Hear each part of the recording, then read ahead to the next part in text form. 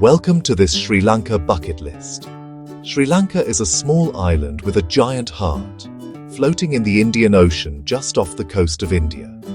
It's a land where ancient ruins sleep in jungle valleys, green tea fields climb misty mountains, and elephants wander through national parks. This list is your starting point, a countdown of my favorite spots to get you dreaming.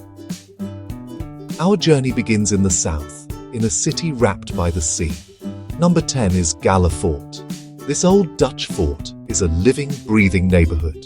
The thick stone ramparts stand strong against the crashing waves of the Indian Ocean. Inside, you'll find charming streets with colonial-era buildings, now home to cafes and art galleries.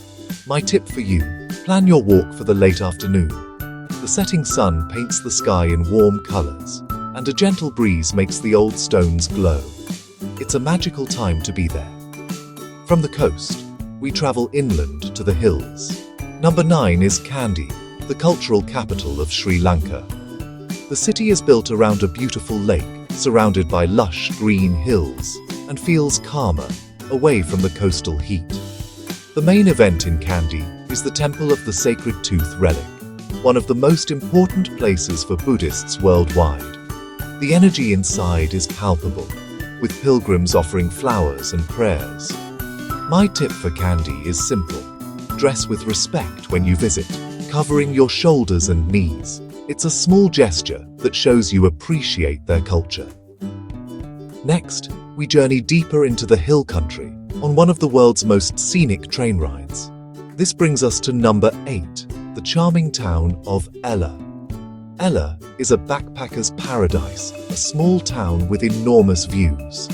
The star of the show here is the 9-arch bridge, a massive stone bridge that curves gracefully through a valley of green tea bushes. When a bright blue train rumbles across it, you feel like you've stepped into a photograph. My tip is to take that famous train from Kandy to Yala. Get a seat by an open window. The cool breeze and incredible views are an experience in themselves. At number 7, we have Sigiriya Rock Fortress. This is one of Sri Lanka's most incredible sights, a massive, flat-topped rock rising dramatically from the jungle plains. Centuries ago, a king built a palace on top. To get there, you climb a series of metal staircases attached to the sheer rock face. The final climb takes you through the paws of a giant lion carved from stone. The view from the top is your reward. My tip, start your climb as early as possible to avoid the midday heat and the crowds. Now, let's trade ancient history for the untamed wild. Number 6 is Yala National Park. This is Sri Lanka's premier spot for wildlife safaris. The landscape is a rugged mix of scrubland, lagoons, and rocky outcrops. Hopping into an open-top jeep at dawn is a thrill. You'll see spotted deer, crocodiles, and colorful birds. But the real stars are the elephants and the elusive leopards. Seeing a leopard lounging on a tree branch is a moment you will never forget. For the best experience, I recommend booking a morning safari.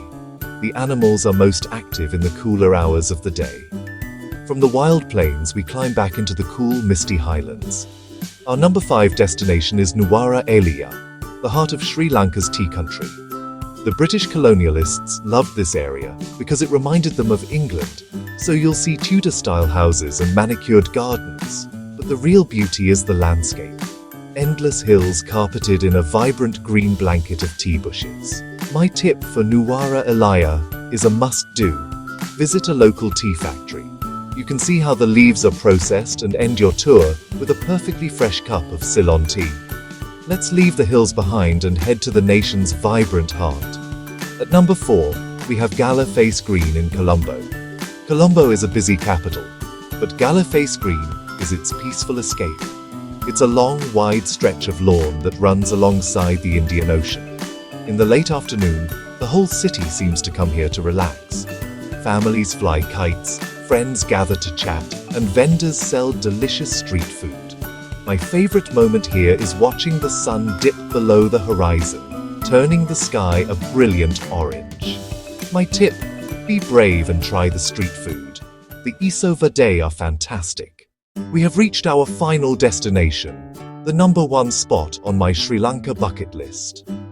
It is Adam's Peak, known locally as Sri Pada. This is more than just a mountain, a place of pilgrimage. For over 1,000 years, people of different faiths have climbed this sacred peak. The climb itself is a journey.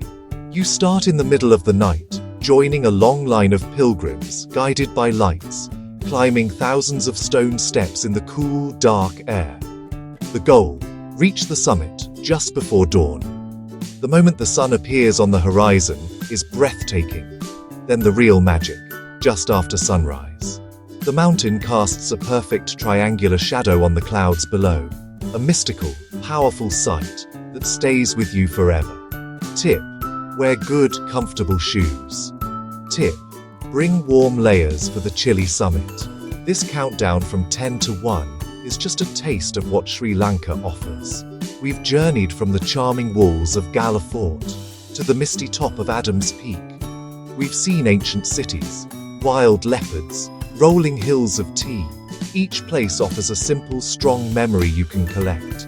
A sunset over the ocean, the taste of fresh tea, the sound of a train rumbling over a stone bridge, the quiet gaze of an ancient Buddha statue. These are the moments that make travel meaningful. These are the stories you will tell when you come home. Sri Lanka is a country that welcomes you with open arms. The people are warm and famously hospitable. A simple smile goes a long way. Learn a few words like Ayubawan, a greeting that wishes you a long life, and Istuti, thank you. Travel with respect for the local customs and a curiosity to learn.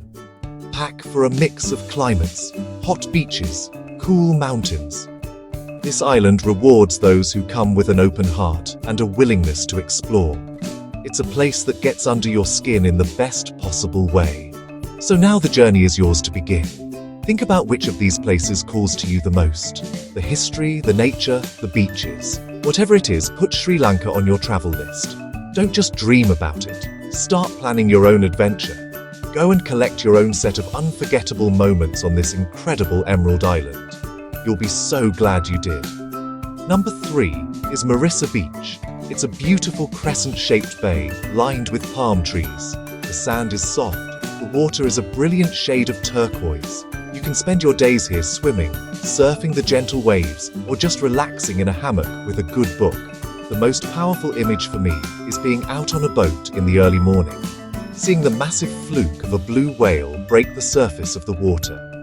My tip: book your whale watching tour for the early morning. The seas are calmer and the sightings are often better. Number 2 is the ancient city of Polonnaruwa.